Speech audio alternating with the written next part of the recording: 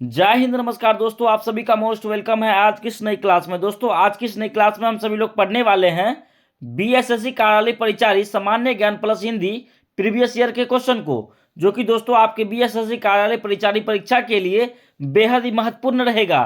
आप जो है इस क्लास को बिल्कुल लास्ट तक अच्छे तरीके से देखिएगा। दोस्तों उनसे पहले इस चैनल पर पहली बार जुड़े हैं तो चैनल को सब्सक्राइब अवश्य कर लीजिए। चलिए ज्यादा समय नहीं लेते हुए क्लास को स्टार्ट करते हैं। आपका पहला क्वेश्चन है, पंडित बिरजू महाराज का जन्म कब हुआ? पंडित बिरजू महाराज का जन्म कब हुआ? दोस्तों याद रखिएगा, पंडित बिरजू महाराज का जन्म 4 फरवरी 1938 को हुआ था। ये आपका राइट आंसर हो जाएगा। चलिए दोस्तों नेक्स्ट सवाल की ओर बढ़ते हैं। भारत माँ का श्रेष्ठ मुख की तुलना कवि ने किससे की है? भारत माँ का श्रेष्ठ मुख की तुलना कवि ने किससे की है? दोस्तों याद रखिएगा, इसमें आपका राइट आंसर डी हो जाएगा। छायायुक्त चंद्र से की है। दोस्तों डी आपका राइट आंसर हो जाएगा। चलिए दोस्तों नेक्स्ट सवाल की ओर बढ़ते हैं। दिनकर की किस कृति के लिए ज्ञानपीठ पुरस्कार मिला है? दिनकर की किस कृति के लिए ज्ञानपीठ पुरस्कार मिला है? दोस्तों इसमें आपका राइट आंसर हो जाएगा उर्वशी। दोस्तों सी आपका राइट आंसर हो जाएगा। चलिए दोस्तों नेक्स्ट सवाल की ओर बढ़ते हैं। दोस्तों रसखान के रचना काल के समय किसका राज्यकाल था? रसखान के रचना काल के समय किसका राज्यकाल था? दोस्तों इसमें आपका राइट आंसर हो जाएगा जहांगीर का राज्यकाल था। दोस्तों सी आपका राइट आंसर हो जाएगा। चलिए दोस्तों नेक्स्ट सवाल की ओर बढ़ते हैं। दोस्तों बहादुर को कितने रुपए की चोरी का इल्जाम लगा था? बहादुर को कितने रुपए की चोरी का इल्जाम लगा था? दोस्तों इसमें आपका राइट आंसर हो जाएगा बहादुर को 11 रुपये की चोरी का इल्जाम लगा था। दोस्तों बी आपका राइट आंसर हो जाएगा। अक्ल पर पत्थर पड़ना मुहावरे का सही अर्थ क्या है? अक्ल पर पत्थर पड़ना मुहावरे का सही अर्थ क्या है? दोस्तों इसमें आपका राइट आंसर हो जाएगा बुद्धि भ्रष्ट होना। दोस्तों डी आपका राइट आंसर हो जाएगा। दोस्तों सारा क्वेश्चन आपके लिए दोस्तों वीवीआई है। दोस्तों याद करते हुए चलिएगा। चलिए दोस्तों नेक्स्ट सवाल की ओर बढ़ते हैं। अज्ञे का जन्म कब हुआ? अज्ञे का जन्म कब हुआ? दोस्तों याद रखिएगा, अज्ञे का जन्म 1911 ईस्वी में हुआ था। दोस्तों बी आपका राइट आंसर हो जाएगा। चलिए दोस्तों नेक्स्ट सवाल की ओर बढ़ते हैं। दोस्तों प्रेमघन अपना आदर्श किसे मानते थे? प्रेमघन अपना आदर्श किसे मानते थे? दोस्तों इसमें आपका राइट आंसर हो जाएगा भारतेंदु हरिश्चंद्र जी को मानते थे। दोस्तों डी आपका राइट आंसर हो जाएगा। चलिए दोस्तों नेक्स्ट सवाल की ओर बढ़ते हैं। दोस्तों नागरी लिपि के आरंभिक लेख हमें कहां से मिले हैं? नागरी लिपि के आरंभिक लेख हमें कहां से मिले हैं? दोस्तों इसमें आपका राइट आंसर हो जाएगा दक्षिणी भारत से मिले हैं। दोस्तों सी आपका राइट आंसर हो जाएगा।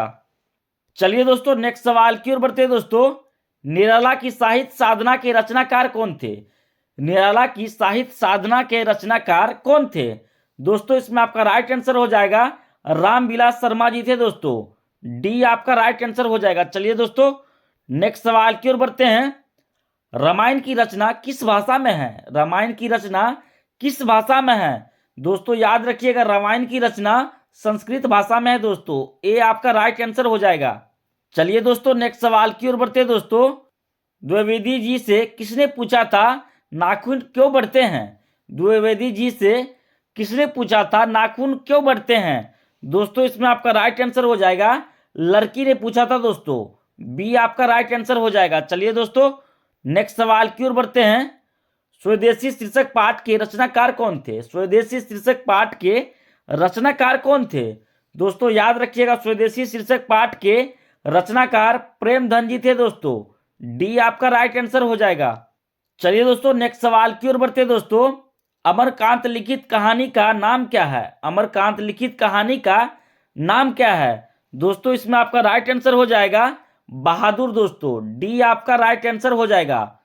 चलिए दोस्तों नेक्स्ट सवाल की ओर बढ़ते हैं। दोस्तों जीत जीत मैं निरखत हूं पाठ साहित्य की विधा है।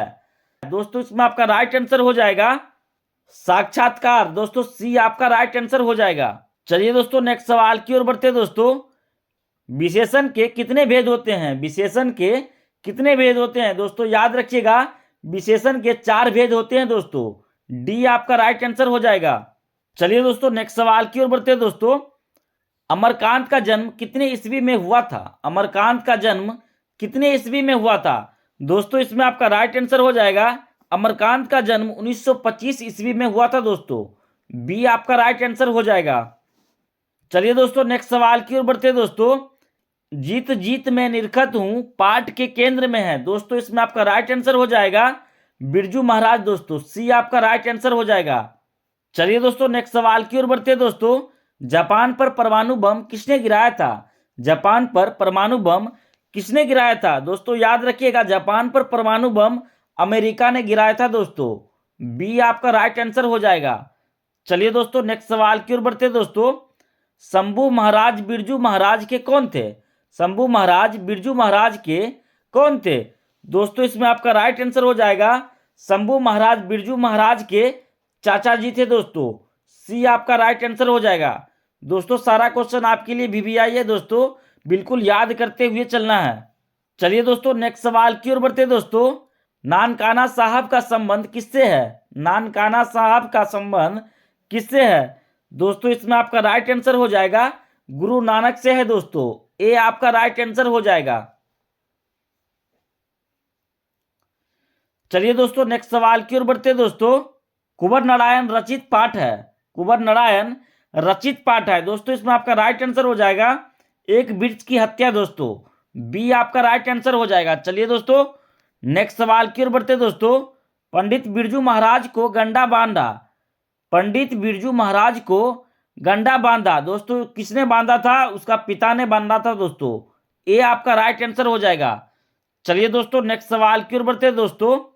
लौटकर आऊंगा फिर, लौटकर आऊंगा फिर पाठ किस विधा से है? दोस्तों इसमें आपका राइट आंसर हो जाएगा कविता दोस्तों। ए आपका राइट आंसर हो जाएगा। चलिए दोस्तों नेक्स्ट सवाल की ओर बढ़ते हैं दोस्तों। बेतमा दान पत्र किस समय का है? बेतमा दान पत्र किस समय का है? दोस्तों इसमें आपका राइट आंसर हो जाएगा बेतमा दान पत्र 1020 ईस्वी का है दोस्तों। ए आपका राइट आंसर हो जाएगा।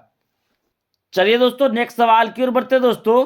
साहित्य की परंपरा का पूर्ण ज्ञान किस व्यवस्था में संभव है? साहित्य की परंपरा का पूर्ण ज्ञान किस व्यवस्था में संभव है? दोस्तों इसमें आपका राइट आंसर हो जाएगा समाजवादी व्यवस्था में संभव है दोस्तों। सी आपका राइट आंसर हो जाएगा। चलिए दोस्तों नेक्स्ट सवाल की ओर बढ़ते हैं दोस्तों। नौबत खाने में इबादत साहित्य की कौन सी विधा है? नौबत खाने में इबादत साहित्य की कौन सी विधा है? दोस्तों इसमें आपका राइट आंसर हो जाएगा व्यक्ति चित्र विधा है दोस्तों। सी आपका राइट आंसर हो जाएगा। चलिए दोस्तों नेक्स्ट सवाल की ओर बढ़ते हैं दोस्तों। वाणी कब विष के समान हो जाती है? वाणी कब विष के समान हो जाती है? दोस्तों वाणी राम नाम के बिना विष के समान हो जाती है दोस्तों। ए आपका राइट आंसर हो जाएगा। चलिए दोस्तों नेक्स्ट सवाल की ओर बढ़ते हैं दोस्तों। निम्नलिखित वाक्यों में कौन सा वाक्य शुद्ध है? दोस्तों इसमें आपका शुद्ध वाक्य हो जाएगा फूलों की एक माला ला दीजिए। सी आपका राइट आंसर हो जाएगा। चलिए दोस्तों नेक्स्ट सवाल की ओर बढ़ते हैं दोस्तों।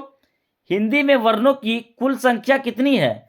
हिंदी में वर्णों की कुल संख्या कितनी है? दोस्तों याद रखिएगा हिंदी में वर्णों की कुल संख्या 44 का है दोस्तों। बी आपका राइट आंसर हो जाएगा। चलिए दोस्तों नेक्स्ट सवाल की ओर बढ़ते हैं दोस्तों। निम्नलिखित शब्दों में कौन सा शब्द शुद्ध है? दोस्तों इसमें आपका शुद्ध शब्द हो जाएगा चरमोत्कर्ष दोस्तों। ए आपका राइट आंसर हो जाएगा। चलिए दोस्तों नेक्स्ट सवाल की ओर बढ़ते हैं दोस्तों।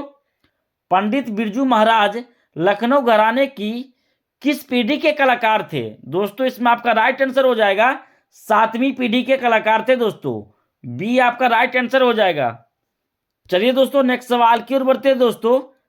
नागरी लिपि शीर्षक पाठ साहित्य की कौन विधा है? नागरी लिपि शीर्षक पाठ साहित्य की कौन विधा है? दोस्तों इसमें आपका राइट आंसर हो जाएगा निबंध दोस्तों। बी आपका राइट आंसर हो जाएगा। चलिए दोस्तों नेक्स्ट सवाल की ओर बढ़ते दोस्तों। रेनर मारिया रिल्के किस भाषा के कवि थे? रेनर मारिया रिल्के किस भाषा के कवि थे? दोस्तों इसमें आपका राइट आंसर हो जाएगा जर्मन भाषा के कवि थे दोस्तों। ए आपका राइट आंसर हो जाएगा। चलिए दोस्तों नेक्स्ट सवाल की ओर बढ़ते हैं। बुद्धिज्म एवं कम्युनिज्म के लेखक है?